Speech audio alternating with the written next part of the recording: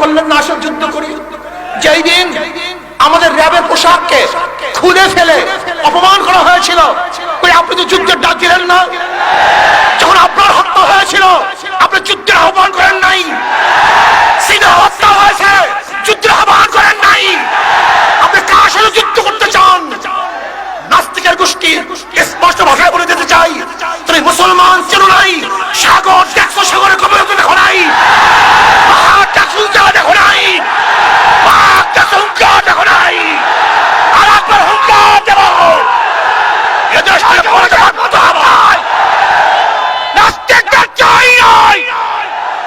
এই সমাজের পতাকায় দালালদের চাই নাই। টকশু করো, আলেমদের বিরুদ্ধে কটূক্তি করো। কথিত আছে ইমাম আজম আবু হানিফা রাহমাতুল্লাহ আলাইহি বসা, সামনের দিকে নিয়ে বসা, বাচ্চারা খেলতেছিলেন।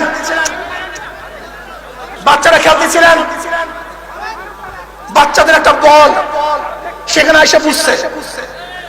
এখন কোন বাচ্চাই সেখানে যাবেন না, মুরব্বীরা বসা। কে যাবেন?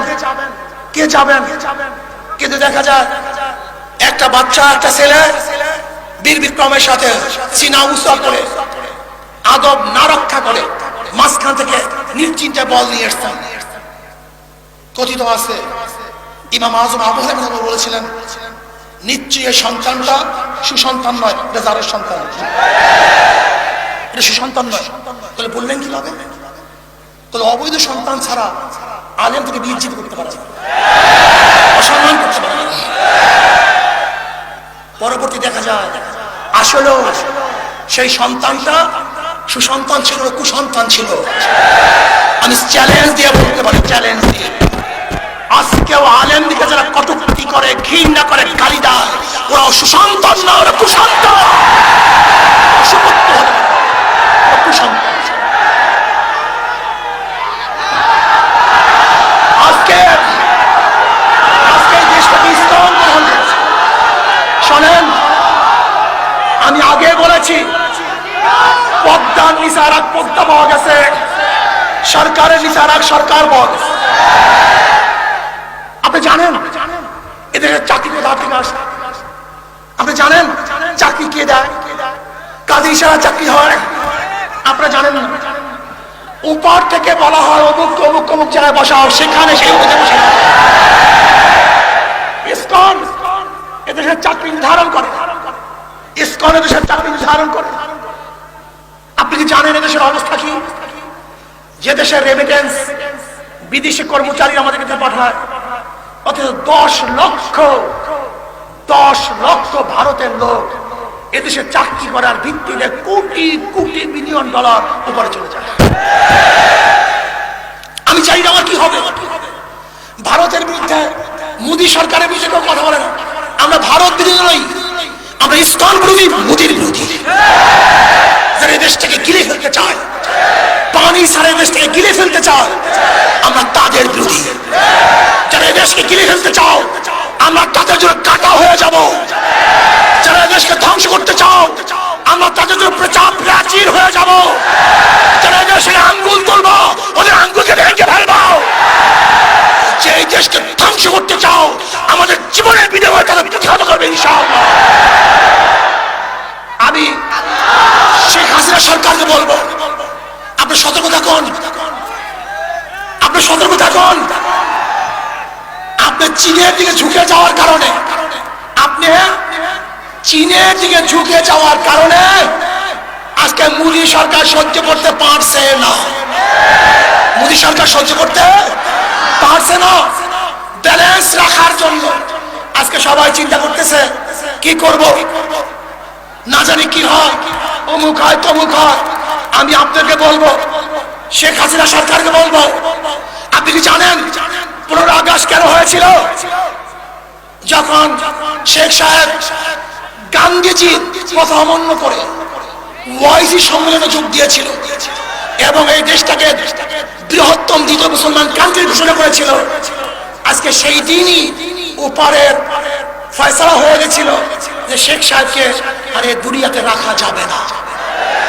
আজকে যারা শেখ সাহেবের মহব্বত করতেছেন, ভালোবাসতেছেন, আমি প্রশ্ন করতে চাই, তিনি যখন 15 আগস্টের পরে 36 ঘন্টা বসেছিলেন, এই নেতারা কোথায় ছিলেন? এত মহব্বত কোথায় ছিল? এত ভালোবাসা কোথায় ছিল? মাননীয় প্রধানমন্ত্রী এই কথা বারবার বলেন, আজও সেই প্রশ্নের জবাব পাই না যে আমার বাবা করেছিল, অথচ এত বড় দল, এত সংগঠন, এত কর্মী, কিন্তু তাকে দেখার মতো কেউ ছিল না। শেখ সাহেব পড়েছিল, আর আপনারা তখন ক্ষমতার ভাগাভাগি নিয়ে ব্যস্ত ছিলেন। মুস্তাক সাহেবের মন্ত্রিসভায় কে গেছিল? এদেশের মানুষ জানে না, এদের মানুষ দেখে নাই।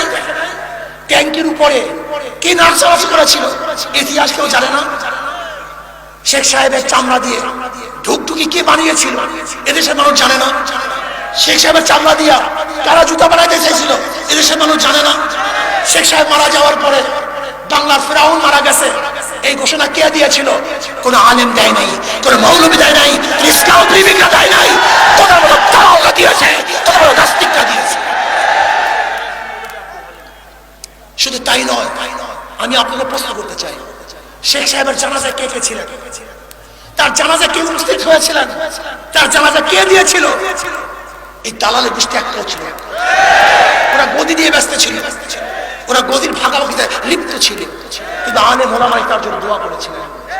যাই হোক, আমার কথাবার্তা পরিষ্কার। সাংবাদিক বন্ধুরা, আজকে সিগন্যাল মিগন্যাল দেই নেই, আজকে সিগন্যালও দেই নাই, মিগন্যালও দেই নাই, প্রচারও করি নাই, প্রসারও করি নাই। শুনছে, কেস হইছে, এর জন্য আবেগে মানুষগুলি এখানে চলে আসছে। কিন্তু যেই দিন অ্যারেস্ট করবে সেদিন দেখবেন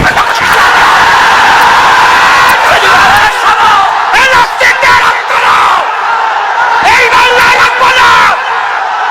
ওইজন ভাইবের কিছু হলে এ চলবে আমি বাংলা জুড়ে, এ ফজল ভাইবের কিছু হলে এ চলবে আমি বিশ্ব জুড়ে, শেখ হাসিনার কিছু হলে এ চলবে আমি বিশ্ব জুড়ে, এ শেখ হাসিনার কিছু হলে এ চলবে আমি বিশ্ব জুড়ে, শেখ হাসিনার ভয় নয়, এ রাজপথ জারি নয়। শোনেন, আমাদেরকে জেলের ভয় দেখে কোনো লাভ নেই।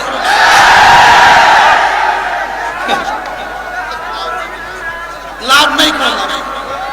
কেন এনার আত্মজীবন করেছে, সাহস হয়েছে, জীবনে বহু জেল কেটেছে, কথা ঠিক না? এই জেলের তেলের কেসের মেসের ভয় দেখে আমাদেরকে লাভ নাই। যদি অন্যায় করে থাকি জেলে দেন, আপত্তি নাই, কিন্তু অন্যায় যদি না করি আর জেলে ঢুকবার দুঃসাহস দেখান, তাহলে বাংলাদেশের জনগণ ইনশাআল্লাহ সেই দুঃসাহস আঘাত করবে, আঘাত করবে ইনশাআল্লাহ। কি কথা ঠিক না? যেই দিন এই হাতের মধ্যে হ্যান্ডকাপ লাগবে অন্যায় ভাবে, সেই দিন বাংলাদেশের জনগণ এই হ্যান্ডকাপে ছিঁড়ে ফেলবে ইনশাআল্লাহ।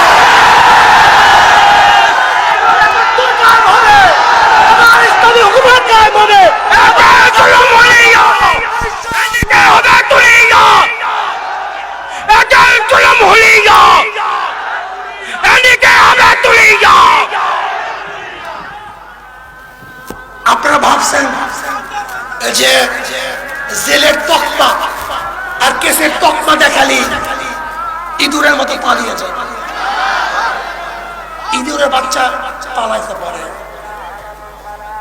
শিয়ালের বাচ্চা পালাতে পারে,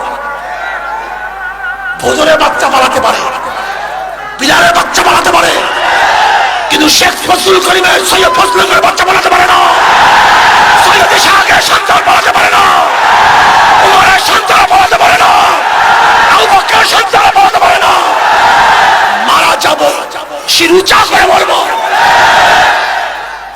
রক্ত দেব ইসলামের জন্য, রক্ত দেব, জীবন দেব ইসলামের জন্য, জীবন দেব, এই দেশ রক্ষা করার জন্য জীবন দেব।